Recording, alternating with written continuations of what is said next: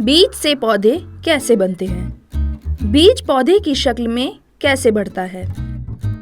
हम मुख्तलिफ अशकाल और साइजेस देखते हैं।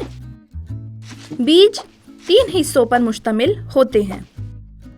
एक बैरूनी खोल जिसे सीड कोट कहते हैं, एक छोटा सा पौधा जो बीज के अंदर होता है जिसे जनीन कहते हैं, और जनीन के लिए कुछ पौधों की खुराक जिसे एंडोस्पर्म कहते हैं। बीज कोट का एक अहम हिस्सा या किरदार है।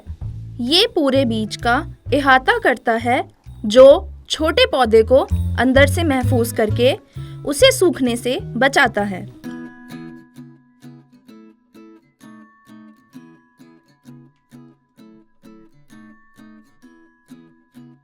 बीज के कोट में इंतहाई हसास सेंस पावर भी होती हैं।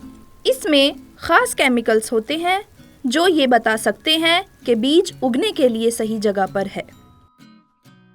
जब बीज किसी थैले या आपके हाथ में होते हैं तो ऐसा लगता है कि वो सो रहे हैं या सो गए हैं।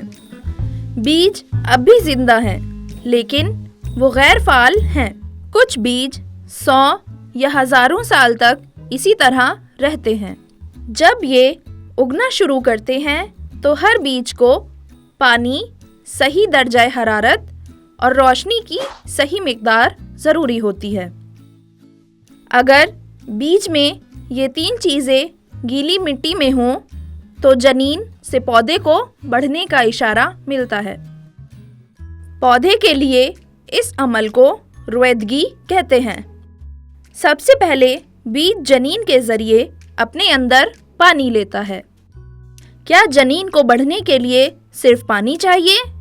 इसके लिए ग़िज़ा भी ज़रूरी है। जब तक कि पौधा सूरज की रोशनी से अपनी खुराक खुद ना बना ले, उस वक्त तक ये अपनी ग़िज़ा दूसरे से हासिल करता है। जैसे ग़िज़ा के लिए पत्तियों की ज़रूरत होती है, तब तक ये एनर्जी के लिए एंडोस्पर्म पर मुनहसर रहता है।